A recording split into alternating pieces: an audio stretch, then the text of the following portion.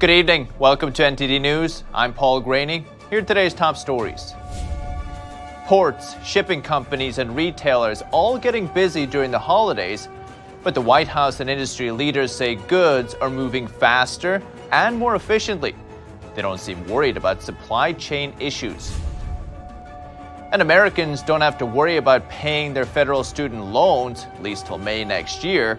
President Biden extending the pause on such loan repayments again. And the FDA authorizing the Pfizer COVID pill for emergency use. We tell you what the studies are saying and who can take them. New York City is taking big steps towards slowing down the climate crisis. But is it really a crisis? NTD talks to an environmental and energy expert to see what the changes mean for residents and the environment. And Mayor Bill de Blasio also confirming that New Year's Eve celebration at Times Square will take place as scheduled, but likely with additional safety measures.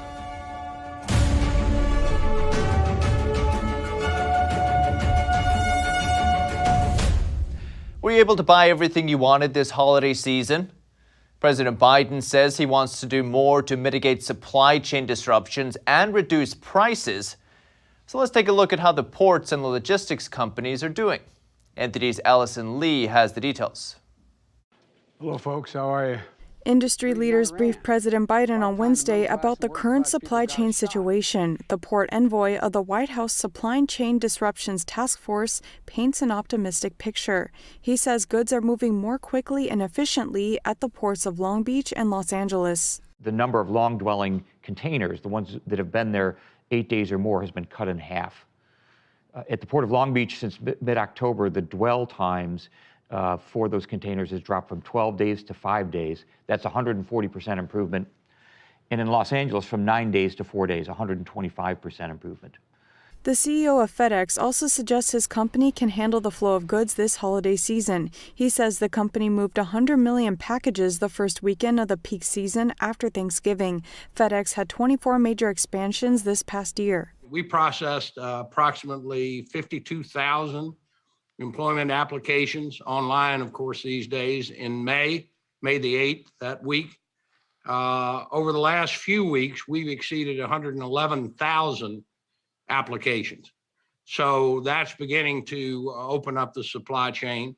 Biden says he plans to mitigate supply chain problems by focusing on ports, freight rail, and truck drivers, and making sure more goods are produced in America. We can and we will address prices by expanding productivity capacity in our economy so we move more goods to market, get more Americans working, encouraging more investments in innovation, and making sure American consumers see those benefits at the store and at the pump. Later this week, the Biden administration will announce $230 million in grants to ports nationwide.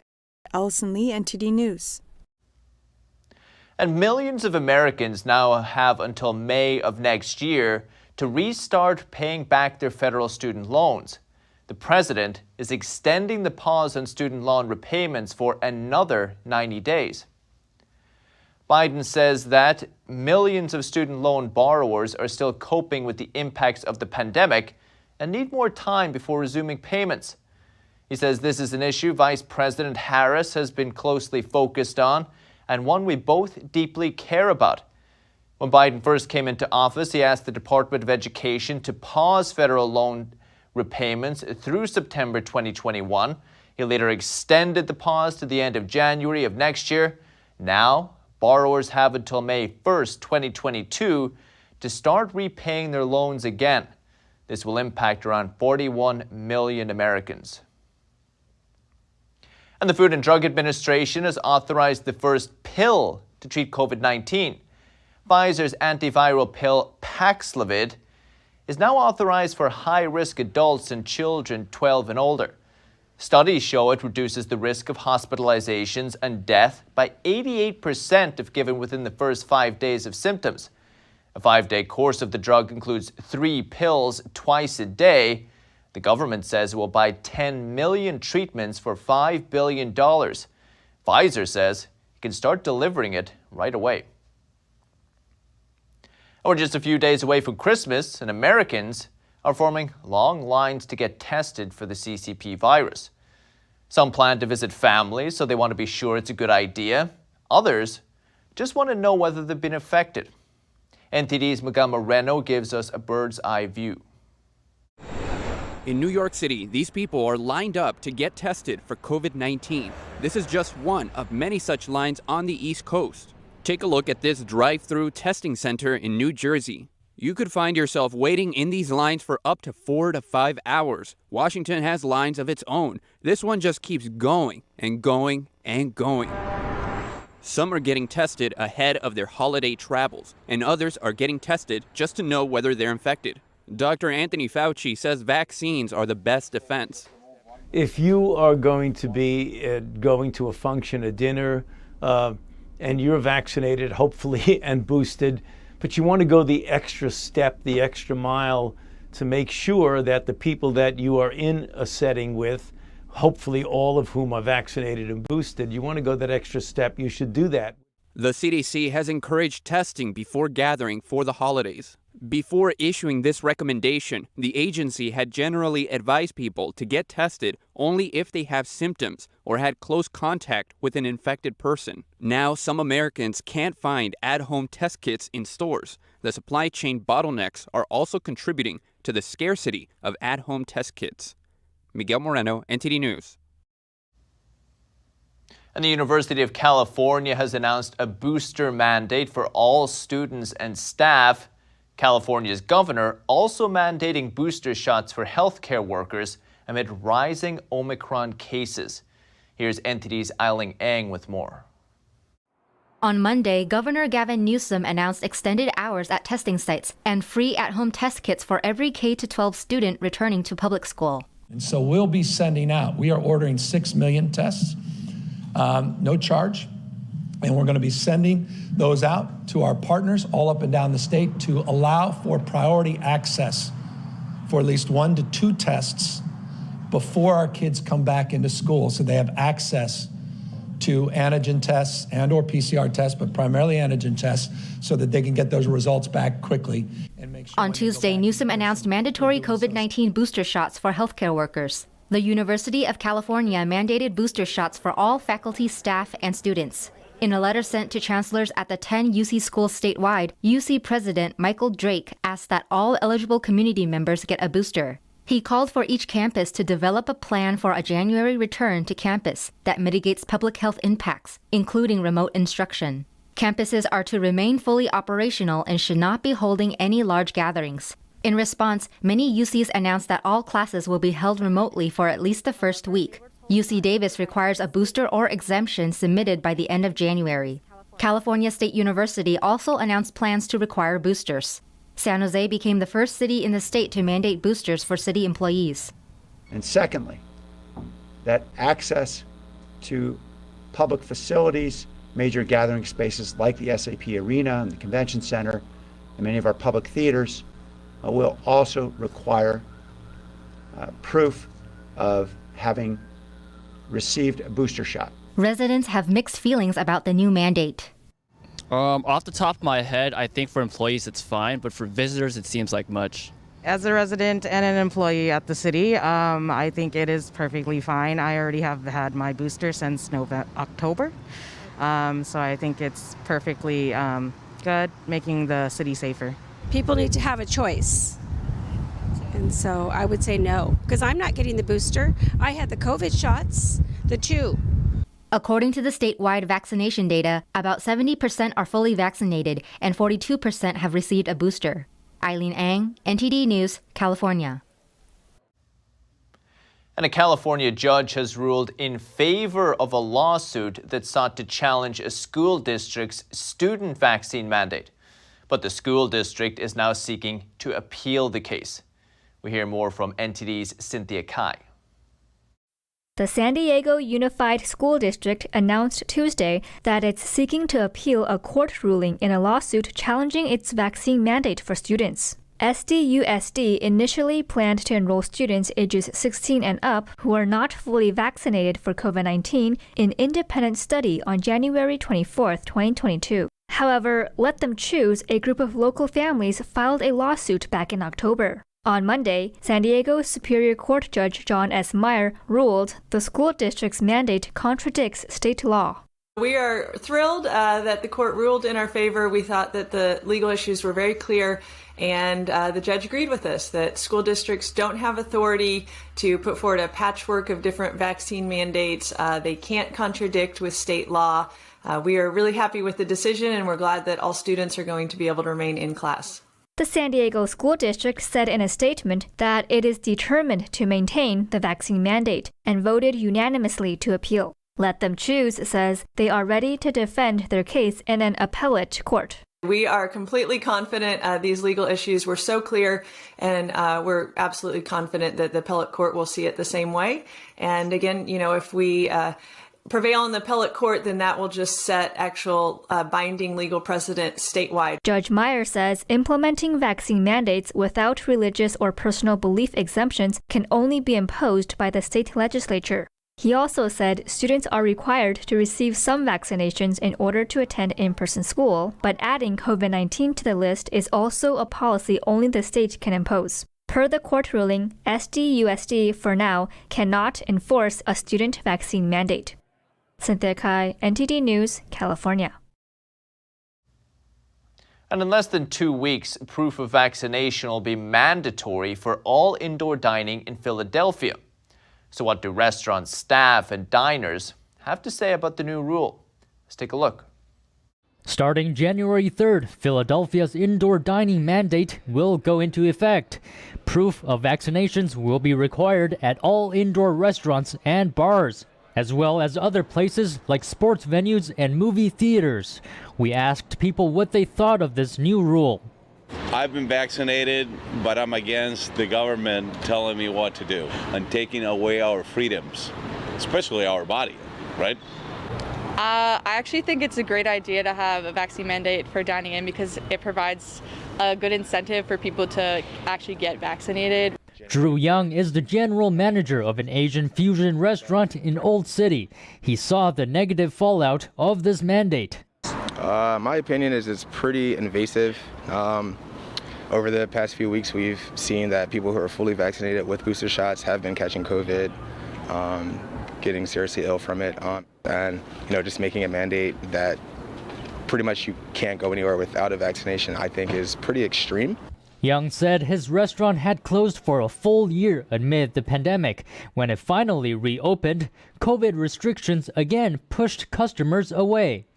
They hit us with different mandates every other month, and now we have to wait for January 3rd to have even less business inside. So gradually, business has just declined. Anytime you think it's going to get better, they come out with another mandate and make it hard for us. Inside a food court near the city's historic landmark, the Liberty Bell, a dessert store manager said business is still hurting. This is a touristy spot, so people who come here are tourists. So just strict travel guidelines, and if they don't follow it, they can't even go off the plane. So people can't come and visit places like this, and then that impacts us because they're our main customers. So. Under the new mandate, patrons must show their vaccination card or a photo of it when dining indoors. Establishments failing to comply could face fines of up to $2,000 per day. NTD News, Philadelphia. And over 20 states are filing lawsuits to block COVID-19 mandates. This affects hundreds of thousands in preschools. In another development, agencies find out billions are missing from pandemic relief funds.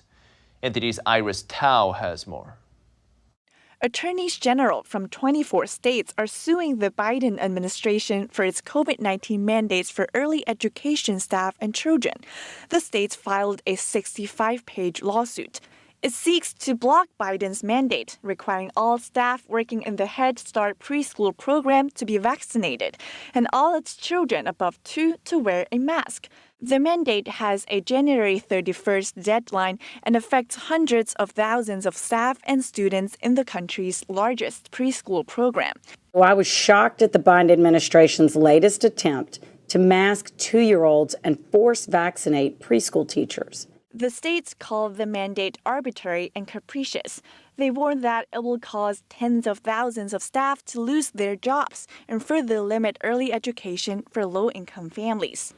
Also suing are dozens of service members. They're taking on the Biden administration and the Department of Defense for violating religious freedoms. In the case's latest development, the Epoch Times reports that the U.S. military has still not approved a single religious exemption for its vaccine mandates. That's out of roughly 12,000 requests in total, according to numbers released by different branches. Lawyers representing those suing say the military is violating the Constitution and the Religious Freedom Restoration Act. In another development, as businesses shuttered amid the pandemic, some criminals kept working. The U.S. Secret Service reveals that at a minimum, nearly $100 billion have been stolen from pandemic relief funds. These funds were set up to help businesses and people who lost their jobs during the pandemic. But apparently, some illegally dug into the pot. The Labor Department says these swindlers mostly committed unemployment fraud. It estimates that this type of fraud was linked to about $87 billion stolen. The Secret Service says it has more than 900 criminal investigations underway related to pandemic fraud. At least 100 people have been arrested. Iris Tao, NTD News. And former Trump advisor Michael Flynn is suing the House Select Committee investigating the January 6th breach of the U.S. Capitol. He's seeking to block the panel from obtaining his phone records. Flynn is the former head of the Defense Intelligence Agency and was former President Trump's national security advisor. Flynn alleges committee's subpoena is too broad in scope and punishes him for constitutionally protected speech he engaged in as a private citizen. He also alleges the congressional committee has no authority to conduct business because it's not a duly constituted select committee. The House committee has requested Flynn testify before the panel and that he hand over documents about an alleged command center at a Washington hotel. The committee alleges it was set up to lead efforts to deny Joe Biden the November 2020 election win. Flynn's lawsuit comes nearly a week after freelance photojournalist Amy Harris filed a lawsuit against the committee for the same reason. Trump's former chief of staff, Mark Meadows, also sued the committee for overreaching on subpoenas. The House January 6th committee is now trying to interview Republican Congressman Jim Jordan. He's a close ally of former President Trump. The committee says it wants Jordan to provide information about his communications with Trump on January 6th and Trump's challenges to the 2020 election. And a TV broadcaster operated by the Chinese regime has been paying millions of dollars to a radio station in Washington, D.C. In exchange, the radio channel has been broadcasting Chinese-made programs to American households, all the while listeners have reportedly been unaware Beijing controls much of what goes on air. NTD's Don Ma has more. U.S. government filings showed that the Chinese regime is broadcasting propaganda to American households. Beijing has paid over $4 million to a radio station based in Washington, D.C. China's state-run broadcaster CGTN has been paying daytime radio station WCRW since 2019. The radio station broadcasts CGTN's content 12 hours each day in Washington, D.C., Virginia, and Maryland. An agreement signed this July shows that Beijing controls much of what goes on air. The documents were made public last week in a filing with the U.S. Justice Department. The agreement bars the radio station from altering or shortening CGTN's program content or inserting advertisements without permission. The contract is between WCRW and a bureau overseen by the Chinese regime's propaganda department. And CGTN is not the only Chinese state media that WCRW works with. WCRW says on its website that since the 1990s, it has also broadcast Chinese state-run radio, China Radio International. Don Ma, NTD News. And still to come. Confirmation the NHL is pulling their players out of the Olympic Games for the second time in a row, citing a rise in COVID cases. Who will represent Team USA instead? And New York City Mayor Bill de Blasio confirming that New Year's Eve celebration at Times Square will take place as scheduled.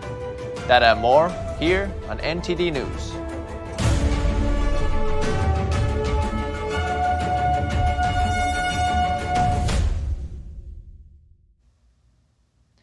The New Year's Eve celebration at New York's Times Square will go ahead as scheduled. But Mayor Bill de Blasio says the city is working with health officials on additional safety measures amid rising virus cases. So in working with the sponsors of the event, working with our healthcare leaders, right now, two great virtues, all vaccinated audience and outdoors. We're looking to add additional measures to make it even safer. So we're still in discussion. The goal, of course, is to keep it going because it's such an important event for New Yorkers and for the whole world. De Blasio didn't give any additional details on the measures, but he did say no more shutdowns. He said they aren't needed this year because the city is more prepared. Earlier this month, de Blasio announced a vaccine mandate for all private sector employees in the city. That's set to take effect next week. And Christmas is coming fast. And in New York City, the community surprised students at a Brooklyn middle school with hundreds of toys. NTD's Chen Yun was at the event. Students were in for a surprise here in Brooklyn's Stephen Decatur Middle School. A local business owner, a New York City Council member, and NYPD officers teamed up to surprise students in need with hundreds of holiday toys. We are very grateful that you have donated all these stuff to us and for blessing our school community with all these gifts. Local business owner Salvatore Style provided hundreds of toys for the students, and he told us why. It was to honor his father who passed away from COVID last year, who went to the school back in 1949. My father always told me how much he loved this school. Style also announced he's collaborating with the school to set up a scholarship fund. He spoke about the importance of education and also shared a few words of wisdom his father passed on to him. If he was here today, he would want you to know that it's very important to have a sense of family, community, and respect of yourself. So never lose your reputation. That's something that you have to keep the entirety of your whole life. He finished by saying that Christmas isn't about getting, but about giving. Also at the event, NYPD officers were helping hand out the toys.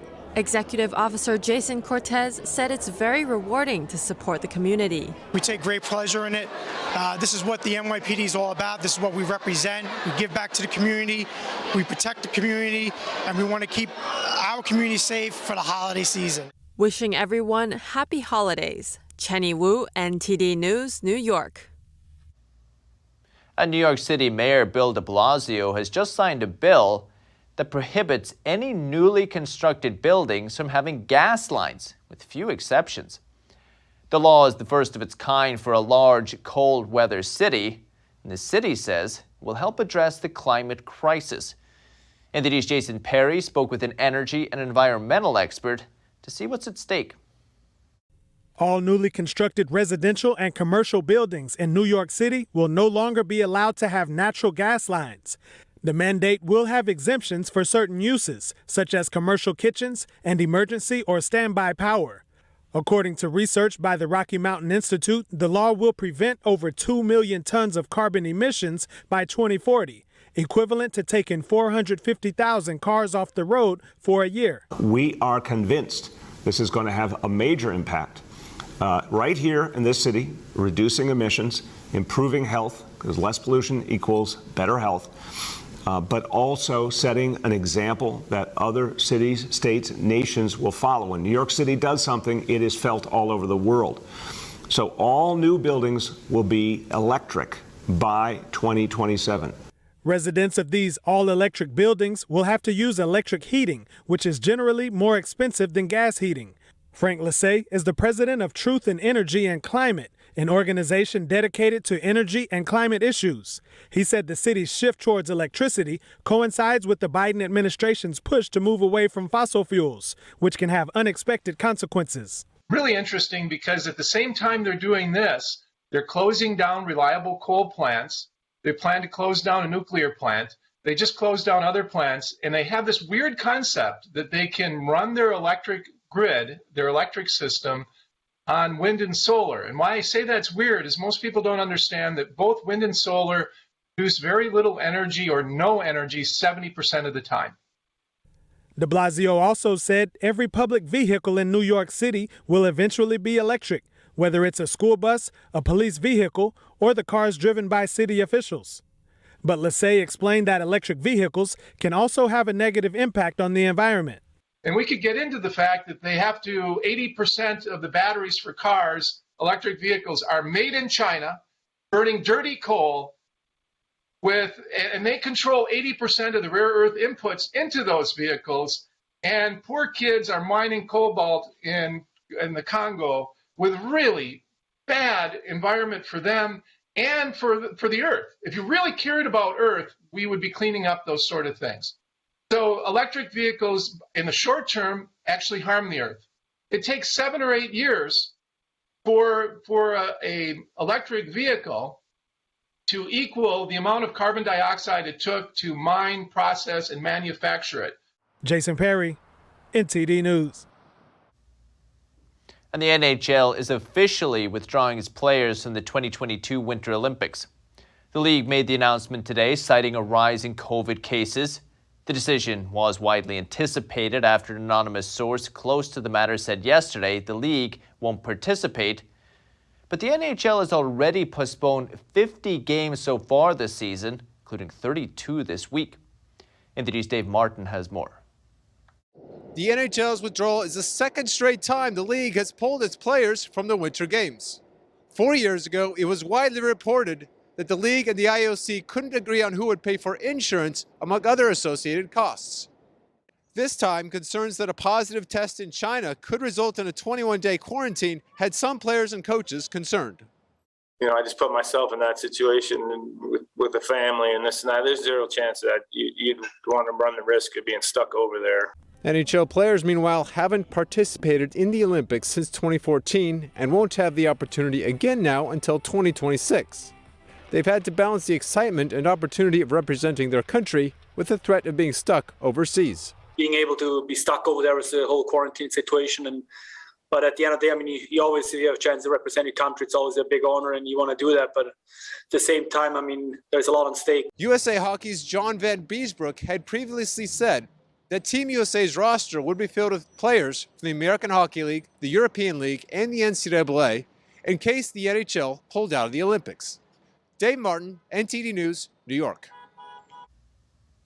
And still to come, a former U.S. Navy sailor is headed to prison for 30 months.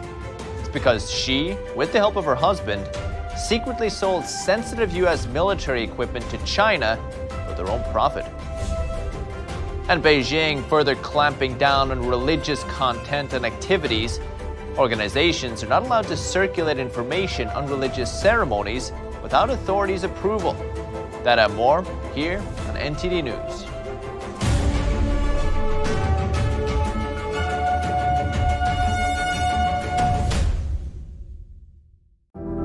Secure, the true solution for your digital privacy and security. Secure is a private and secure messaging and email solution hosted in Switzerland, using military-grade encryption and Swiss privacy laws, giving you true privacy. Secure is 100% private and does not collect or sell any of your personal data. Secure's Helix technology connects you securely to our Swiss servers without the need of a VPN, guaranteeing privacy and security for all your communications. Secure Messenger doesn't require your phone number or any personal data that hackers target. Chat by Invites allows you to chat privately and securely with anyone outside of your secure network without the need for others to download Secure. Secure Send offers you a private and secure way to email anyone outside of Secure. You won't find this level of privacy or security on any other email or instant messaging application. Visit secure.com. Regain and protect your privacy today.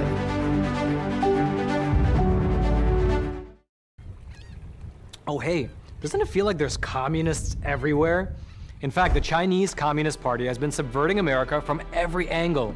So whether it's compromising our politicians, controlling Hollywood, manipulating Wall Street, or infiltrating our schools, they have stopped at nothing to take down America. And I believe that in order for us to not become like China, we need citizens who know the truth. So go on over to getepic.com, stay informed with a subscription to the Epic Times, and you will get instant access to this infographic.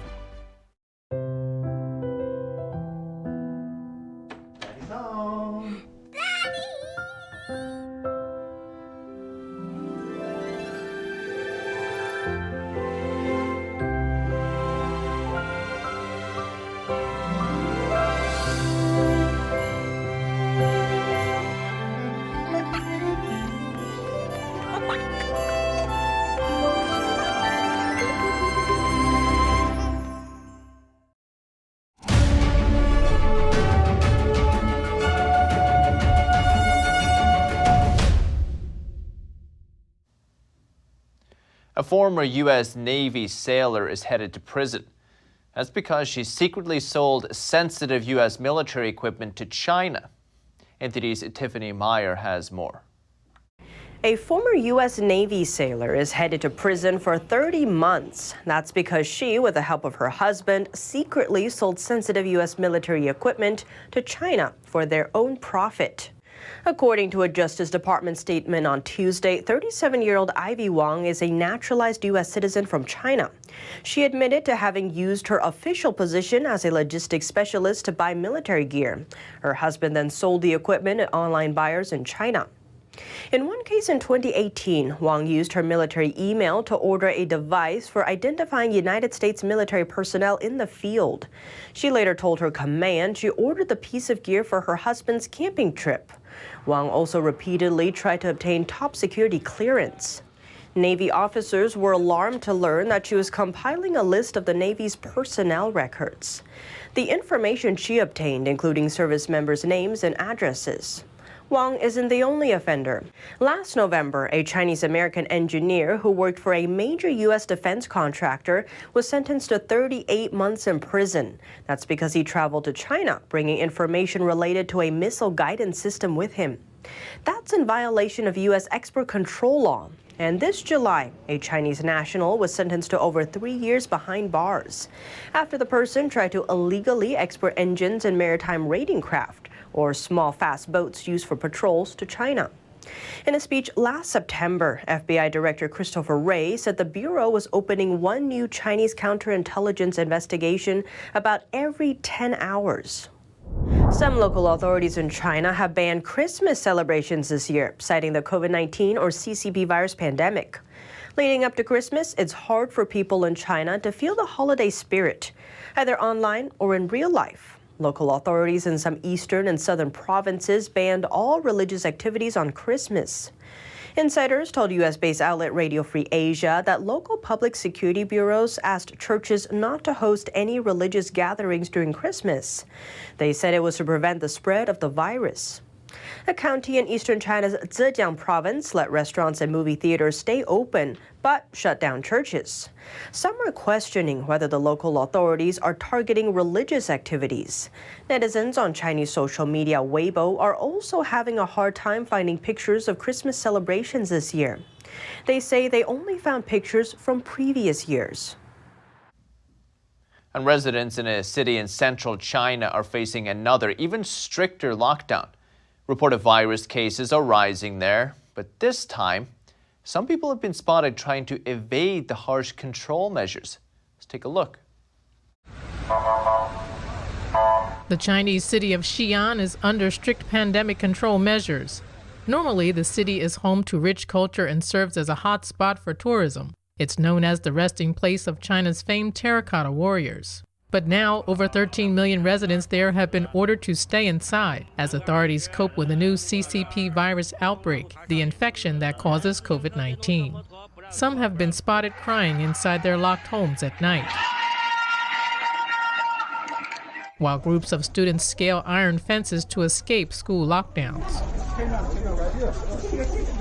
The city has reported nearly 150 virus cases since early December. Though NTD cannot verify this data, China has a history of lacking transparency in its pandemic updates. In some cases, officials may underreport cases to avoid being removed from office. something done to keep up positive appearances and boost China's reputation. Xi'an officials announced new restrictions on Wednesday. According to the rules, one person per household is allowed to leave the home for essential shopping like groceries. That's allowed just once every 2 days. What's more, travel within the city has become difficult, as authorities have set up roadblocks. On top of that, local regulation mandates that anyone wishing to leave the city must first get approval from authorities. Video shows people getting stopped to show proof of permission at a train station. To leave via North Station, proof from your company is not useful. You have to go through the official approval process and get a proof seal from authorities, or else you are not allowed to leave. Negative virus test proof is useless. As for those traveling in other regions of China, if they're coming from places that are neighboring Xi'an or from cities in the same general direction, authorities impose mandatory quarantine stays. Anyone coming from the direction of Xi'an will have to be locked inside for 14 days at a quarantine point at their own expense, regardless of what proof they have, whether it's a virus test report or their travel history code. They don't count. According to reports from Chinese state media, the state had already closed indoor public facilities last week. At the same time, a clip captured near a school campus is raising concerns. It shows at least 11 ambulances entering and leaving the campus, while the person who filmed the clip said that emergency vehicles had muted their sirens. And Boeing's 777s can now head back to the skies as the Federal Aviation Administration, or FAA, recommend they resume flights as long as new inspections and modifications happen. The jets are equipped with the same type of engine that exploded on a United Airlines flight earlier in 2021. In February, the National Transportation Safety Board said the failure of fan blades on the right engine caused it to rain debris on neighborhoods as it returned to the airport.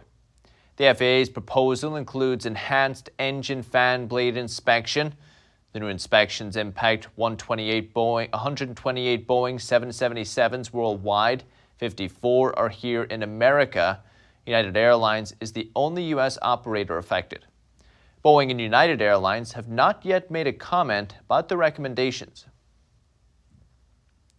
And Elon Musk recently said he's sold enough Tesla stock to reach his liquidation goal.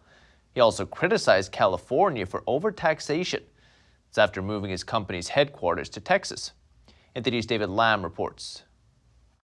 Tesla and SpaceX CEO Elon Musk said he sold enough stock to hit his goal of liquidating 10% of his Tesla stake. During an interview released on December 21st with a satirical and parody website Babylon Bee, Musk said California used to be the land of opportunity. Becoming more so the land of sort of over-regulation, over-litigation, over-taxation.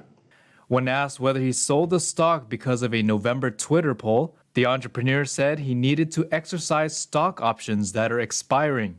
As of Tuesday, he sold 13.5 million shares, about 8 million of which were to pay taxes.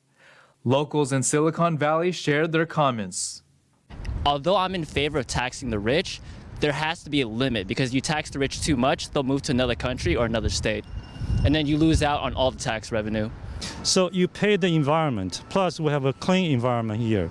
So yeah, I don't mind paying more tax so I can live in a higher standard environment. We've got a benefit of that. So that way I'd say maybe the tax a little high, but we pay for paradise here. So. Musk said on Sunday that he will pay over $11 billion in taxes this year. David Lamb, NTD News, California. And more companies are offering to pay their workers in cryptocurrency. Apparently, some workers actually prefer to get paid in crypto in one form or another. So what are the pros and what are the cons? NTD's Phil Zhou has the details. When it comes to salary, cryptocurrency is becoming a hot topic for both workers and employers. Paying in crypto is something that we're seeing more and more requests of. It's a big opportunity to incentivize new employees and retain existing employees. We anticipate in the coming year, we're going to pay nearly all of our bills in cryptocurrency. Next year, we'll see a huge swing towards crypto compensation and just crypto usage as a whole. The CEO of Gallon Token says wire transfers were becoming a headache. He started using crypto to pay some of his workers overseas. It's easy, it's instant, it's secure, and it's visible. The CEO of Sarsen Funds agrees. He says many vendors are requesting to get paid in crypto. Within 10 minutes of them requesting it, and they don't have to go to the bank. It's already in their crypto wallets, which is where they want it, and that's where we have it. So we're very much cutting out the bank, and we don't really kind of miss going to the bank. Alex Carabray works at Presearch, a search engine powered by blockchain technology. He's actually getting paid 100% in crypto. Younger people will increasingly want to be compensated in crypto, especially ones who have a risk appetite for the volatility that comes with crypto. But there are downsides to a crypto salary. It's a little bit more cumbersome, especially if you haven't dealt with crypto in the past, to exchange it to a form of currency that you can use every day to buy a can of soda or to buy groceries or to pay for your rent. Workers need to report their crypto income in detail to the IRS, which can get messy if you're not organized. People don't understand what is at stake whenever you're getting paid in crypto and how you report that on your taxes. Also, the price of crypto constantly changes up and down. The sword can cut both ways. It could go up and then you make more money in value. If it goes down in value, then it has an impact on your overall income. Phil Zhou, NTD News. And an exhibition in London dives into the vast Port of London Authority collection to reveal the humbling scale of the international port fully for the first time. London, port city, charts its life since the final days of the 18th century. We've got more from NTD's Neil Woodrow. The Port of London was once the largest in the world. The Museum of London Docklands exhibition highlights its importance for the people, culture and the country's position in the world for over 200 years to the present day. This new exhibition, in partnership with the Port of London Authority, or PLA, reveals the ongoing influence of the port on the capital city and explores complex operations that have enabled the port to connect London to the rest of the world. Alistair Gale from the PLA tells us the City of London and the port are intrinsically linked. The city really grew from the port. It was basically the place where you could ford the river, cross the river and bring stuff ashore. And from that slowly grew the world's biggest port with enclosed docks that everybody would recognise. And in fact, the enclosed docks are one of the few things you can actually see in satellite images from space. They're so large. But over time, the ships grew larger and they needed deeper water, so they went further downriver. The next area of the exhibition expands on the Thames area's diversity. So this is one of my favourite parts of the exhibition. This is where it's a properly immersive experience because you can sit in this little theatre and effectively immerse yourself in all of the different uses of the Thames today. Gale says people are really engaging with the area. The tidal Thames, which runs from Teddington Lock all the way out to the North Sea, and over those 95 miles, you effectively have a river which is a bit of a playground, which goes from Teddington Lock to Putney, where people are doing rowing, sailing. Stand-up paddleboarding has grown really hugely in its popularity in the last little while. And then through central London, with the only world city that has 4 UN World Heritage Sites on the banks of its river. Stories help to bring the experience to life. Gale says when he first came into the exhibition, this image struck him as emblematic of how important seafarers have been. He says many thousands of seafarers have worked far, far longer shifts on the ships in the past months to ensure that all of us receive the food, fuel and medicines needed through the pandemic.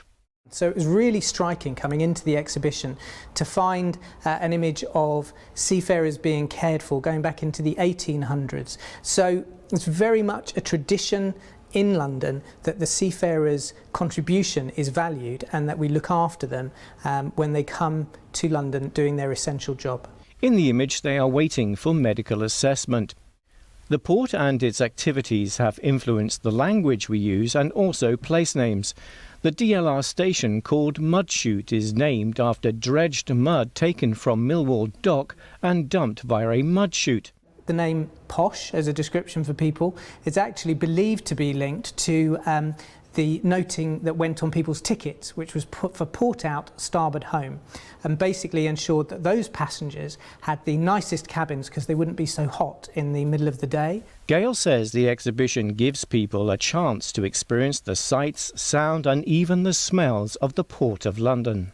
And this last area that we're at, which has some boxes, literally you can lift the lid and you can smell the aroma of the historic port. Some of them are nicer, some of them are not so nice. So if you get the spices, then you'll be okay. If you're looking at smelling the hides and the fish, it's not quite as pleasant, but it's all part of life. The exhibition runs until the 8th of May.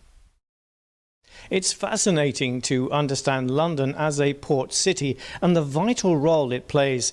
Neil Woodrow, NTD News, London. And still to come, stunning footage of a naturally formed ice cave in the Swiss Alps. We'll tell you how natural forces create it. And getting your hands on some holiday-inspired sweets this year might be trickier than normal. Candy cane makers are having a hard time keeping up with surging demand as labor shortages, supply chain holdups, and rising sugar costs present new challenges. Find out more in just a minute.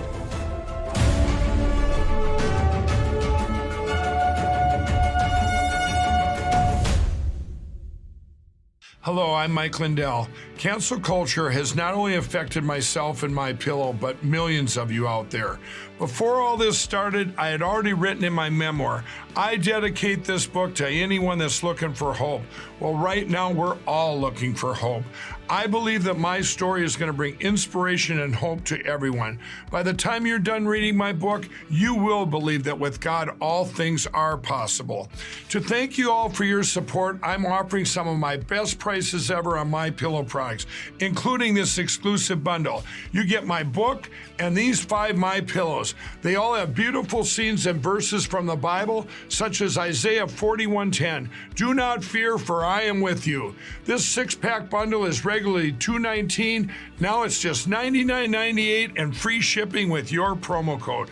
Go to mypillow.com and use the promo code on your screen or call the 1-800 number below. Thank you and God bless.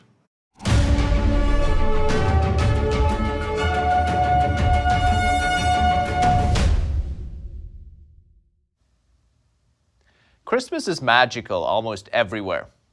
But in New York, it can transform the atmosphere of an entire city. NTD's Arian Pastar has some tips on how to enjoy the city during the holidays. Christmas food or pretty decorations, it doesn't matter what you like. New York City has got you covered. Here are some of the best things you can do this weekend.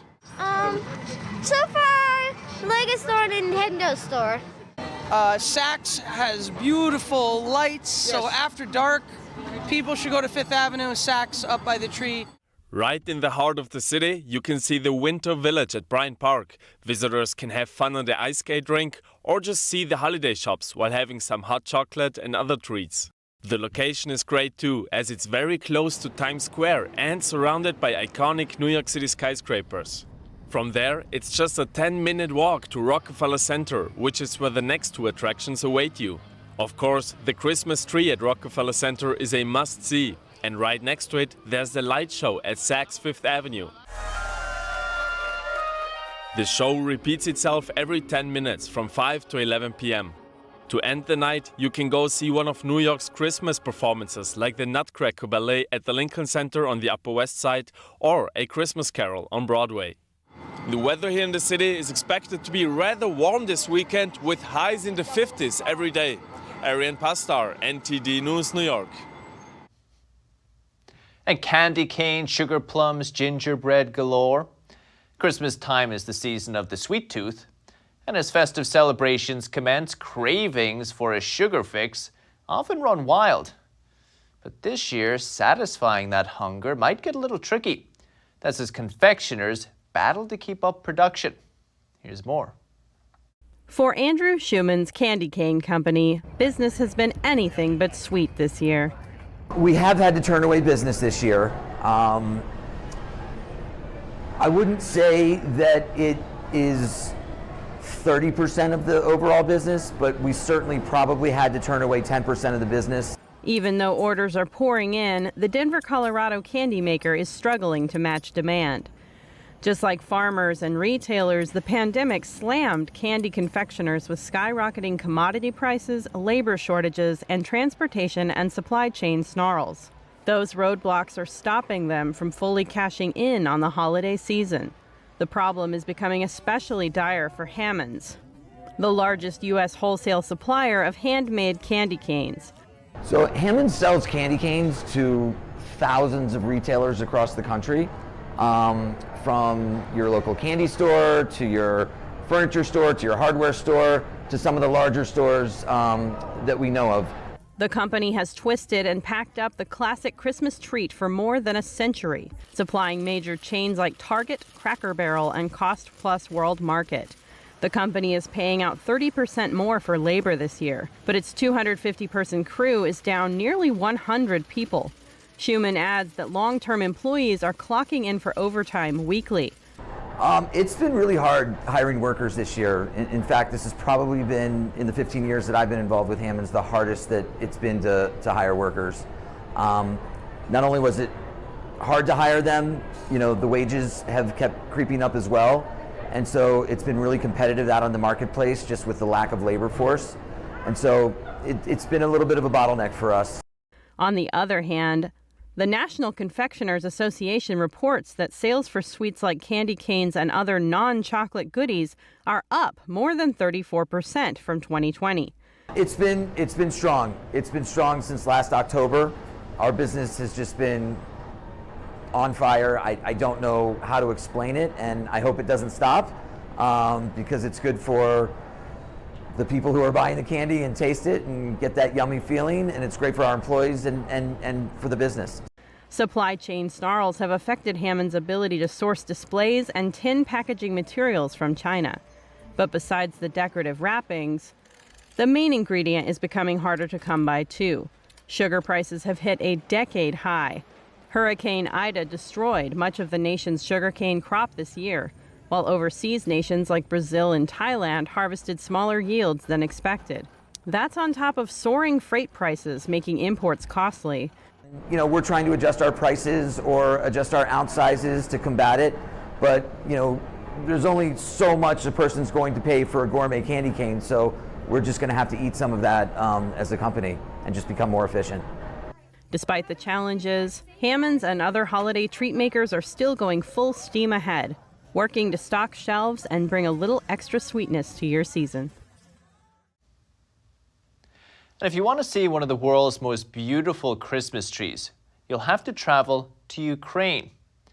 The tree is located in Sofia Square in the capital city of Kiev.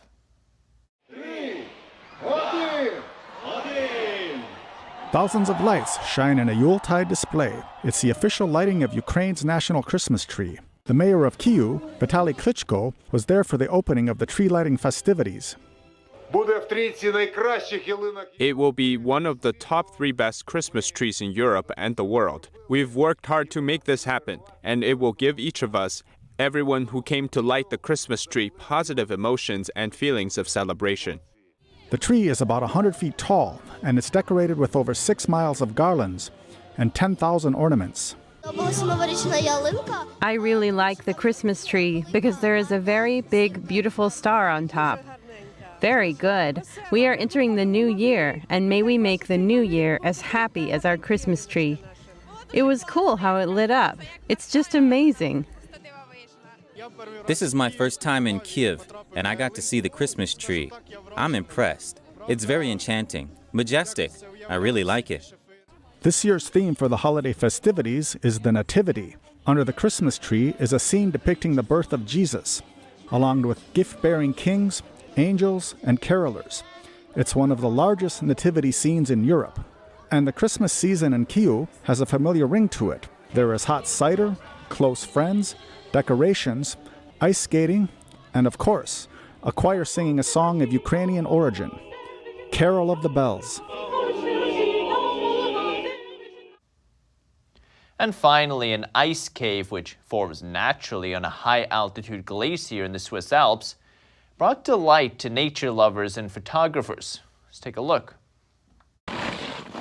The bluish cave has a rounded ceiling made of thick ice about 16 feet high and is about 65 feet long.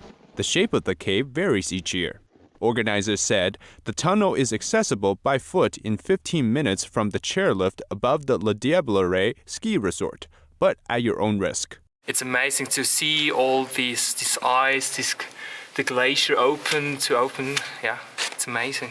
It's just to feel how small you are in this cave, in this environment. That's amazing. Yeah. The natural cave, also known as the mill, forms through a siphon effect. Each spring and summer, the cavity fills with water from the snowmelt, forming a lake. In autumn, the plug disappears and the water drains, leaving the cave. That's all for today's news. Thanks for tuning in. See you tomorrow night.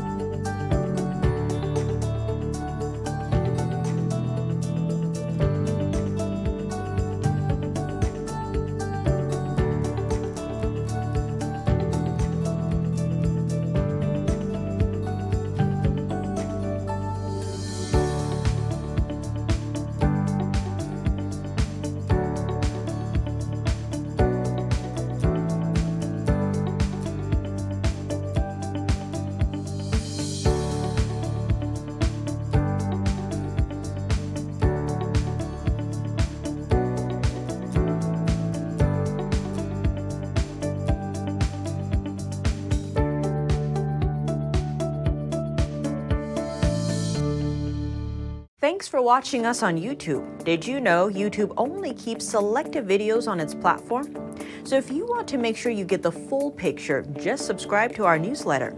Go to newsletter.ntd.com and sign up. It's free.